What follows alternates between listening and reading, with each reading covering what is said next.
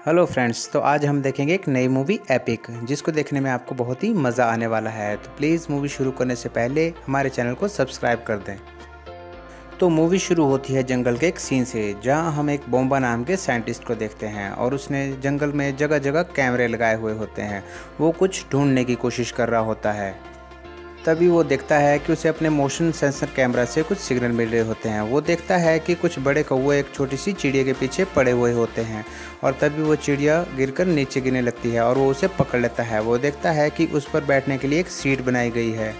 उसके बाद का सीन ऊपर आता है, जहां हम कुछ कौवों पर बैठे बगस को देखते हैं। वो एक छोटे लड़के नोट्स को मारने की कोशिश कर रहे होते हैं और वो उसे पकड़ने ही वाले होते हैं, लेकिन तभी उनको बचाने उसके जैसे वहाँ कुछ और छोटे आदमी आ जाते हैं और उनसे हमें पता चलता है कि वो एक लीव नाम की प्रजाति से बिलोंग करते हैं, जो जंगल में काफ़ी टाइम से छुप कर रह रहे हैं और बोंगा भी शायद इन्हीं को ढूंढने की कोशिश में लगा हुआ है।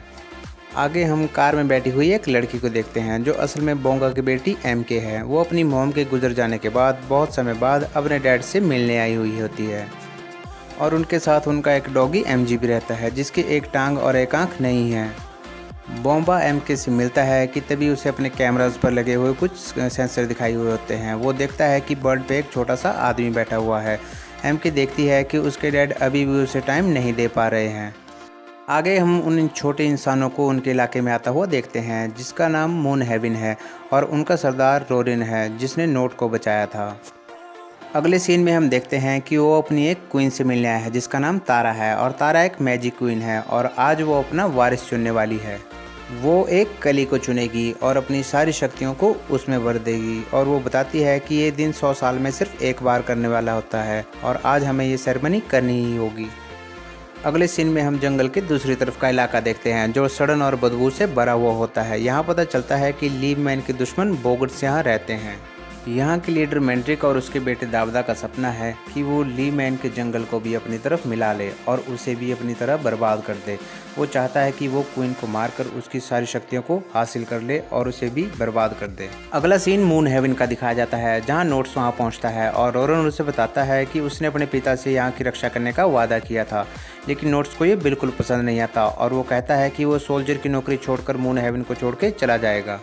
इधर लीव मैन तारा को लीव वोट की तरफ लेकर चलते हैं ताकि वो एक कली को चुनकर अपनी सारी शक्ति को उसमें भर सके। अगले सीन में MK अपने डैड से उन कैमरों के बारे में पूछती है, तो बोम्बा उन्हें उस छोटे इंसानों के बारे में बताता है और वो MK सोचती है कि वो उनका एक वहम है। तब वो MK को प्रूव करने के लिए कुछ आवाज़ें सुनाता है, लेकिन MK देखती है कि वो कुछ बैट्स की आवाज़ें हैं। बोम्बा उसे बताता है कि ये छोटे लोग कैसे मक्खियों की तरह तेज़ उड़ते हैं और इन्हें देख पाना या सुन पाना बहुत ही मुश्किल है। बोम्बा भी बात कर ही रहा होता है कि तभी उसे एक और सिग्नल आता है और बोम्बा ये देखकर वहाँ से जाने लगता है। MK ये देखकर उदास हो जाती है और वो अपने डैड से दूर जाने लगती है। MK अपने डैड के लिए एक लेटर छोड़कर वहाँ से जाने लगती है। वो जैसे ही बाहर निकलती है, उनका डॉगी जंगल की तरफ भाग जाता है। वो भी उसे पकड़ने के लिए उसके पीछे पीछे जंगल की तरफ भागती है। दूसरी तरफ तारा ली बोट पर पहुंच जाती है, जहां हम दो स्नेल्स को देखते हैं जो ली बोट की रक्षा करते हैं। ये दोनों तारा को एक परफेक्ट कली चुनने में मदद करते हैं। अभी क्वीन उस कली में अपनी शक्ति डालने ही वाली होती है, लेकिन तभी रोरन देखता है एक पत्ती सड़ रही होती है। वो समझ जाता है कि बोगन्स यहाँ आ चुके होते हैं। रोनन पीछे की तरफ एक तीर चलाता है और पेड़ में छिपा हुआ बोगन्स मारा जाता है और देखते ही देखते वहाँ बहुत सारे बोगन्स आ जाते हैं। ये देखकर क्वीन किसी तरह अपने कली के साथ बचकर भागने की कोशिश करती है, लेकिन तभी वो देखती है कि उसका रास्ता एक बोगन्स ने रोक लिया है और उसे एक छोटी सी बच्ची आकर बचा लेती है। वो उनको बचाते हुए उन बोगन्स को अपनी तरफ खींच लेती है, लेकिन तभी रोनन उसे बचाने वहाँ आ जाता है। मैंड्रिक और उसका बेटा दागदा उनका पीछा कर रहे होते हैं। रोरन का एक तीर दागदा को मार गिराता है, लेकिन तभी वो देखता है कि मैंड्रिक का एक तीर क्वीन को लग गया है।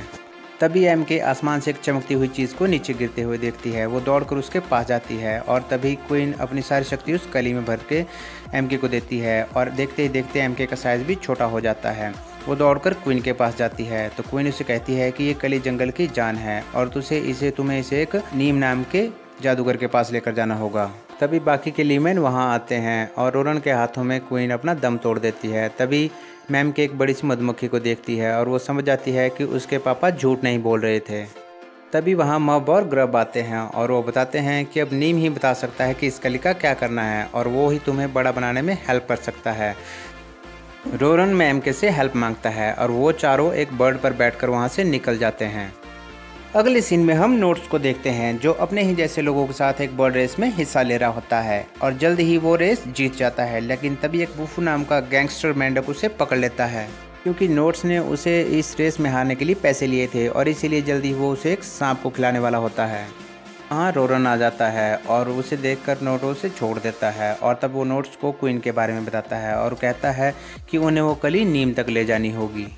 यहाँ नोट्स पहली बारी एमके को देखता है और वो लोग वहाँ से जाने की तैयारी करते हैं, लेकिन बुफू चुप कर ये सारी बातें सुन लेता है। वहाँ एमके के डैड एमके का नोट पढ़ते हैं और उसे लगता है कि वो उसे छोड़कर जा चुकी है। इधर हम वो नीम के पास जाते हुए बोंगर्स के इलाके में आते हैं। यहाँ रोरन रास्ता बदलने को कहता है लेकिन नोट्स नहीं मानता। वो जैसे ही आगे बढ़ते हैं बहुत से बोगन्स उसके पीछे लग जाते हैं और उनसे बचकर आगे बढ़ते हैं। क्वीन के मरते ही मैंड्रिक जंगल को फिर से बर्बाद करने लगता है और वो उस कली को ढूंढने लग जाता है। हेंड्रिक बुफू को अपने पास बुलाता है और वो उससे उनका प्लान पता करने के लिए बोलता है। तब वो उसे बताता है कि वो उनसे मिलने नीम के पास जा रहे होते हैं। वो नीम के पास पहुंच जाते हैं। नोट्स उससे बताता है कि वो जंगल की तबाही को रोकने के लिए यहाँ आए हैं। वो जल्द ही नीम से मिलते हैं जिसे अभी अभी क्वीन की मौत का पता चलता है। वो असल में एक रिकॉर्ड कीपर है जो जंगल में घटी हर घटना का रिकॉर्ड रखता है और वो बताता है कि उस कली को फुल मून में खिलना होगा तभी ये जंगल बच सकता है।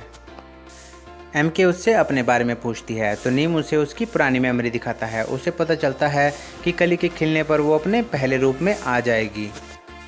रोनन एमके को नोट्स के पास छोड़कर बाकी साथियों के साथ जंगल की ओर चला जाता है ताकि वो उन्हें सब कुछ बता सके, लेकिन नोट्स फिर से उसकी बातों पर ध्यान नहीं देता और वो उस एमके को एक हिरन की सवारी के लिए ले जाता है। उधर वो मेंढक जिसे कली की लोकेशन पता लग गई थी वो वहाँ पर आ जाता है और मग और ग्रग उसे रोकने की कोशिश करते हैं, लेकिन वो कली के साथ साथ मग और ग्रग को भी अपने साथ ले जाता है। रोनन उसे रोकने की कोशिश करता है लेकिन वो नहीं रोक पाता। यहाँ मैंड्रिन उन्हें बताता है कि उसका प्लान कली को अंधेरे में खिलाने का है ताकि वो पूरे जंगल को बर्बाद कर सके। और यहाँ रोनन को नोट्स पर बहुत गुस्सा आता है कि वो एक काम भी ढंग से नहीं कर पाया। तब रोनन अकेले ही उन सबको रोकने के लिए वहाँ जाने लगता है, लेकिन एमके समझाती है कि हम सबको साथ जाना होगा। तभी नीम बताता है कि फुल मून होने वाला है और हमें जल्द ही कली को ढूंढकर उसके सामने रखना होगा। एमके उन्हें अपने डैड के घर चलने के लिए कहती है। वो कहती है शायद हमें वहाँ से कुछ मदद मिल जाए। वहाँ वो लोग बोंगर्स और एमके की कुछ चीज़ें देखते हैं जो शायद लड़ाई में उनके काम आ सकती है। जहाँ वो लोग उसे बताते हैं कि वो लोग अपनी निशानी गलत जगह छोड़ते थे ताकि बॉम्बा उनसे दूर रह सके और वो ये सुनकर वो बॉम्बा का मजाक उड़ाते हैं। तब एमके उन्हें बताती है कि बॉम्बा उसके डैड हैं। ये सुनकर नोट्स हैरान हो जाता है क्योंकि उसे लगता था कि एमके उनमें से ही एक है। तभी एमके का डॉगी उनके पीछे पड़ जाता है और वो तीनों वहाँ से डरकर भागते हैं। उनका शोर सुनकर बॉम्बा भी पीछे मुड़कर देखता है और वो उन तीनों को भागते हुए देख लेता है। रोरन किसी तरह उन तीनों को बचाने की कोशिश करता है, लेकिन तभी बॉम्बा वैक्यूम क्लीनर से उनमें से एक को पकड़ लेता है। वो जैसे ही उसे करीब से देखता है वो देखता है कि उसमें तो एमके है और ये देखकर वो बेहोश हो जाता है। शीशा टूटते ही एमके बाहर आती है और नोट्स उसे चलने के लिए कहता है, लेकिन वो जाने से पहले मून हेवंस की असली लोकेशन छोड़ देती है। आगे वो तीनों बोंगर्स के जैसे मास्क पहनकर उनके इलाके में आते हैं और यहाँ पर रोरन एक प्लान बनाता है। वो बोंगर्स को अपने पीछे लगा लेता है और उनको कहता है कि तुम जाकर स्नेक्स और कली को बचाओ। जल्दी ही वो स्नेक्स और कली को ढूंढ लेते हैं और चुपके चुपके वहाँ से निकलने की कोशिश करते हैं, लेकिन तभी रोरन का सामना मैंड्रिन से हो जाता है।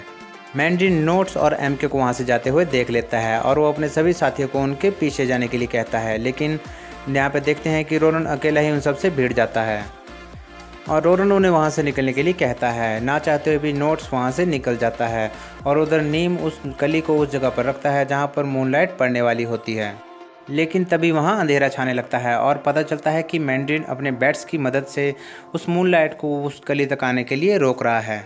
तभी एमके को एक आइडिया आता है और वो जल्दी से अपने पापा के रखे हुए कैमरों के सामने जाती है, लेकिन हम देखते हैं कि बॉम्बा को ऐसा लगने लगता है कि ये सब उसका वहम और कोई भी छोटे इंसान नहीं होते।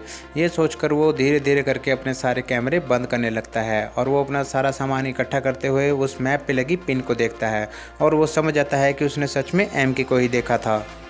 वो जल्दी से बिना वक्त गवाए उस लोकेशन की तरफ चल पड़ता है जहां रास्ते में उसे एम के मिलती है और वो उन्हें अपने साथ चलने के लिए कहती है। उधर हम देखते हैं कि मैंड्रिन भी मून हेवन पहुंच चुका है, लेकिन इससे पहले वो कली को छू पाए वहाँ रोरन भी पहुँच जाता है और फिर से उनके बीच में लड़ाई शुरू हो जाती है।